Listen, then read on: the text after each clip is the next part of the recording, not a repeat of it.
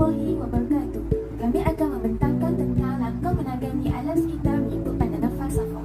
Saya Nur Yusra binti Ahmad Asri, wakil daripada kumpulan 1 ingin memperkenalkan ahli-ahli kumpulan 1. Kumpulan ini terdiri daripada 6 orang iaitu saya, Nur Alia Sofia binti Muhammad Jasmine, Nur Syafiqah Akilah binti Muhammad Zaid, Nur Diana binti Azmi Arif, Nurul Najwa binti Muhammad Zuki, Nurul Izzati binti Muhammad Iqbal dan Nur Huda Salihah binti Muhammad Saiful.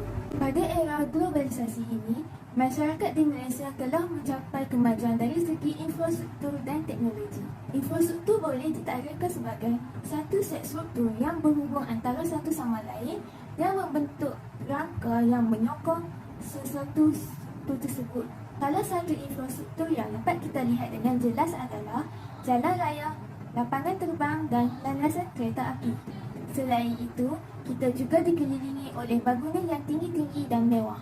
Hal sebegini menunjukkan sejauh mana negara kita maju. Namun begitu, bagi memperoleh landscape yang indah ini, pihak berwajib terpaksa menambah pokok dan hutan-hutan bagi memperoleh kawasan untuk membina bangunan yang tinggi-tinggi ini. Akan tetapi, perkara sebegini boleh mengundang kepada bencana alam sekiranya aktiviti manusia ini tidak dikawal dengan baik. Antara bencana alam yang dimaksudkan adalah berlakunya bencana tanah runtuh. Kejadian tanah runtuh boleh terjadi ketika waktu hujan. Selain itu, penebangan hutan telah mengganggu habitat hidupan liar dan banyak hidupan liar yang mati akibat daripada aktiviti manusia ini. Bukan itu sahaja, suhu bumi juga telah meningkat kerana pokok-pokok sudah berkurangan. Namun begitu, kita boleh menangani krisis alam sekitar ini mengikut pandangan falsafah.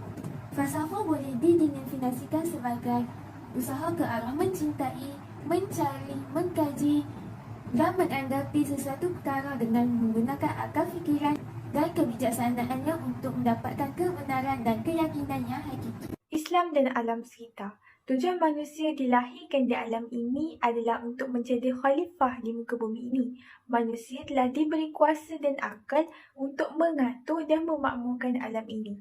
Tugas mengurus dan menjaga alam ini merupakan tuntutan dan ibadah bagi setiap orang Islam. Oleh itu, penyelewengan terhadap alam sekitar membawa maksud melanggar perintah Allah seiring dengan firman Allah dalam surah Al-A'raf ayat ke-56 yang membawa maksud dan janganlah kamu berbuat kerosakan di muka bumi setelah Allah memperbaikinya. Seterusnya, segala perbuatan dan tindak tanduk manusia terhadap alam sekitar akan diminta pertanggungjawabannya oleh Allah, bertepatan dengan firman Allah dalam surah Al-Zalzalah ayat keempat yang membawa maksud pada hari itu bumi menceritakan khabar beritanya. Hal ini jelas menunjukkan bahawa Islam sangat memberi penekanan terhadap kemakmuran serta kestabilan alam sekitar dan Allah melaknat manusia yang melakukan kerosakan di muka bumi Allah ini.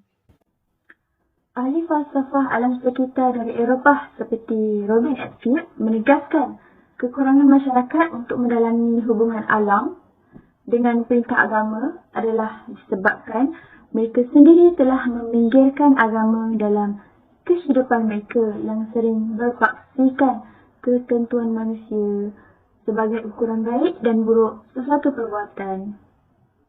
Menurut Robin, beliau berpendapat masyarakat yang gagal untuk mengaitkan alam sekitar dengan suruhan agama adalah berpunca daripada sifat manusia sendiri yang cenderung ke arah sekularisme. Kita diciptakan dengan akal yang terbatas dan hati yang berbolak-balik. Jadi, wajarkah ukuran baik dan buruk sesuatu perlakuan dinilaikan di atas tangan manusia sendiri semata-mata?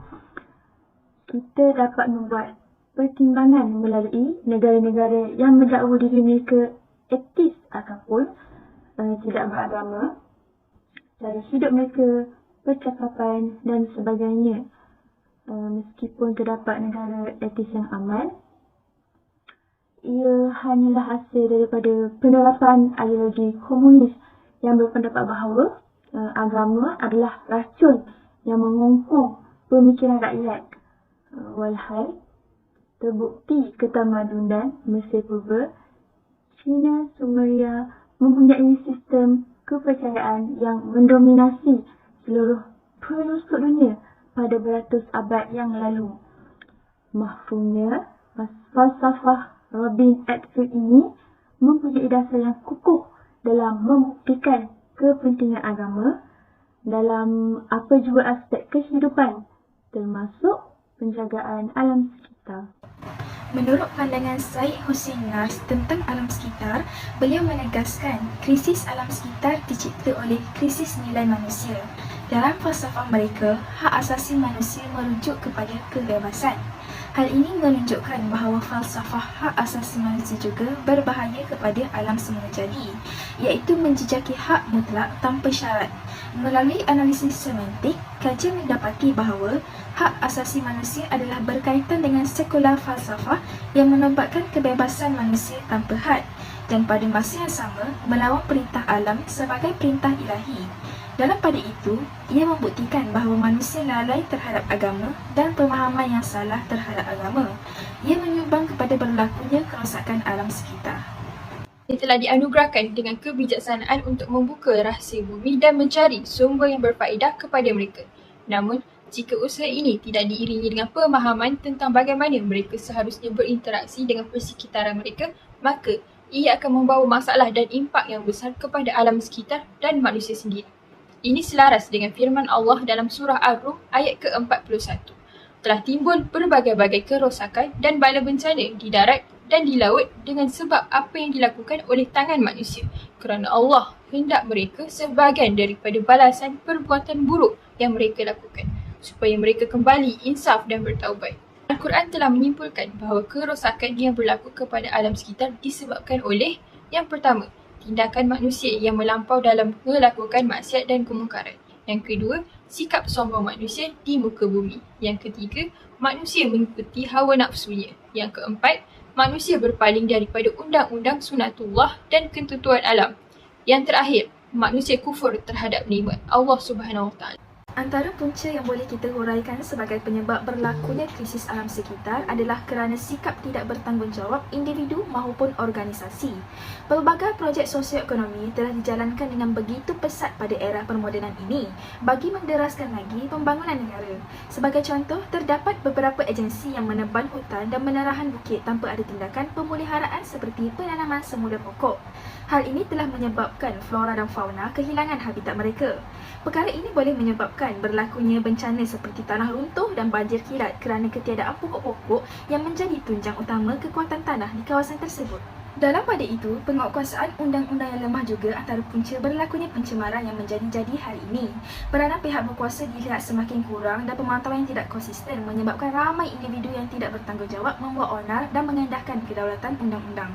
Penguatkuasaan undang-undang yang lemah memberi kesan yang buruk terhadap alam sekitar. Sebagai contoh, ada beberapa pihak yang sewenang-wenangnya mengabaikan undang-undang demi kepentingan sendiri. Dalam hal ini, penguatkuasaan tegas perlu diambil oleh semua agensi yang berkaitan bagi melindungi alam sekitar di negara kita.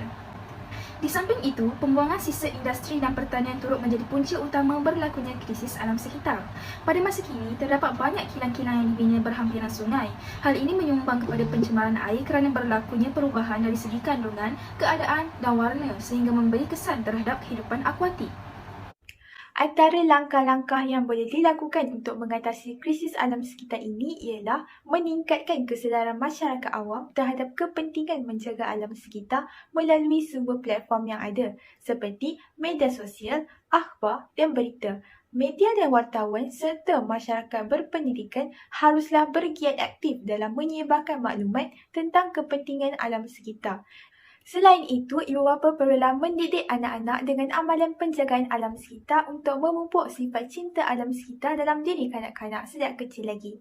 Contohnya, penerapan amalan kita semula, penjimatan elektrik dan pengasingan jenis sampah di rumah.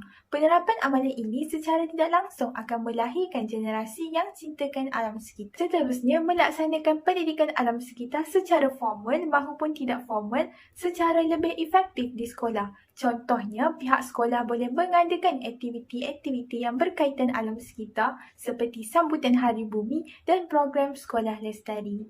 Langkah seterusnya yang boleh diaplikasikan untuk menyelesaikan krisis alam sekitar adalah dengan memastikan bahawa dasar kerajaan dan dasar pentadbiran negara memanfaatkan alam sekitar. Pembentukan undang-undang yang mesti dipatuhi oleh setiap rakyat di sebuah negara adalah peranan utama pihak kerajaan. Oleh itu, tanggungjawab untuk mengubah undang-undang dan dasar negara yang bersifat alam terletak di tangan pengubah undang-undang negara. Antara contoh-contoh dasar-dasar negara yang mementingkan pemeliharaan dan penjagaan alam sekitar termasuklah dasar negara bebas karbon yang dijangka rasmi pada tahun 2020, di mana pelepasan gas karbon di udara dihadkan dan dikurangkan, penukaran cara penjanaan kuasa elektrik yang tidak memberikan kesan negatif kepada alam sekitar atau dikenali sebagai tenaga hijau, iaitu menggunakan sumber solar sebagai tenaga elektrik, dan mewajibkan pelaksanaan program kita semula. Terdapat pelbagai teknologi yang bersifat mesra alam yang akan membantu dan berpotensi menjaminkan kejayaan dasar-dasar negara tersebut. Tuntasnya, dengan adanya dasar-dasar negara yang mengutamakan pemeliharaan dan penjagaan alam sekitar, kewujudan krisis alam sekitar dapat dibenteras. Akhir sekali, langkah bagi menangani krisis alam sekitar adalah dengan melaksanakan kempen alam sekitar yang berkesan. Usaha-usaha untuk melakukan kempen alam sekitar perlulah dilakukan secara konsisten dan memastikan keberkesanan kempen-kempen tersebut agar rakyat dapat menjiwai dan menjadi sebati dengan cara-cara untuk memelihara alam sekitar. Kempen-kempen yang berfokus kepada kesedaran menjaga alam sekitar pasti akan membuahkan hasil apabila kempen-kempen tersebut dilakukan sebagai aktiviti mingguan bagi setiap rakyat misalnya, dan juga menyediakan alternatif kempen yang mudah untuk dijalankan oleh setiap individu yang terlibat. Kesan daripada pelaksanaan kempen kesedaran alam sekitar tersebut, alam sekitar akan lebih disayangi, dilindungi, dihargai dan akhir sekali dipelihara oleh setiap individu. Isu semasa mengenai alam sekitar yang akan saya bawa dan rungkai pada hari ini ialah bencana alam iaitu banjir. Baru-baru ini, semasa warga Malaysia sedang leka dengan musim mengundi, kita dikejutkan dengan keadaan banjir di Selangor, khususnya Lembah Kelang yang mana sebahagian besar kawasan dinaiki air, menyebabkan penutupan jalan-jalan utama. 2 hari hujan yang kadang-kala lebat di sekitar Lembah Kelang menyebabkan ramai orang tidak berjaga-jaga. Kelang dan Sepang merupakan 2 daerah yang paling terjejas akibat banjir kali ini. Selain Selangor, negeri yang turut terjejas ialah Pahang, Kelantan, Terengganu, Negeri Sembilan, Melaka, Kuala Lumpur dan juga Perak. Para saintis memberi amaran bahawa kesan perubahan iklim menjadi semakin serius dan pelbagai bencana alam akan berlaku lebih kerap, membawa bencana yang jauh lebih serius daripada sebelum ini. Malaysia telah memasuki fasa perubahan iklim yang semakin membimbangkan dan memerlukan tindakan segera. Malah, ramai yang tidak menyangka banjir besar di Selangor kerana ia tidak pernah berlaku sebelum ini. Kerana ramai orang memotong sudut dan mengatakan segala-galanya disebabkan oleh perubahan iklim. Bagaimanapun, bencana banjir bukan sahaja disebabkan oleh pengaruh cuaca dan iklim, tetapi juga akibat campur tangan manusia yang berlebihan mengubah faktor iklim kepada tahap melampau yang boleh menyebabkan dan memburukkan lagi bencana seperti banjir. Banjir kilat merupakan salah satu bencana alam yang sering berlaku di negara kita yang akan membawa kesan buruk kepada semua kehidupan, malah boleh menyebabkan kematian. Oleh itu, cara terbaik ialah kita hidup bersama alam semula jadi dan meminimumkan bencana dengan mengkaji tingkah laku semula jadi termasuk fenomena banjir. Jadi, dapatlah disimpulkan bahawa komuniti yang harmoni dan ekonomi yang maju datang sejurus selepas alam sekitar yang bebas daripada krisis. Hal ini dapat dibuktikan melalui negara-negara yang stabil yang mementingkan imej alam sekitar seperti Jepun, keutamaan mementingkan kebersihan dan kemakmuran yang diterapkan dalam falsafah hidup negara Jepun telah membuahkan hasil yang lumayan. Persekitaran yang selamat dan bersih telah mendorong kemasukan pelancong dari serata dunia justru meningkatkan taraf ekonomi penduduk negara tersebut. Malahan, Islam juga mempunyai skop tersendiri mengenai penjagaan alam sekitar yang dititik beratkan demi kemaslahatan masyarakat. Jadi, jelaslah bahawa kita sewajarnya menangani krisis alam sekitar dengan bijak dan bersandarkan falsafah agar kita dapat berdiri sama tinggi segaris dengan negara bereputasi yang lain.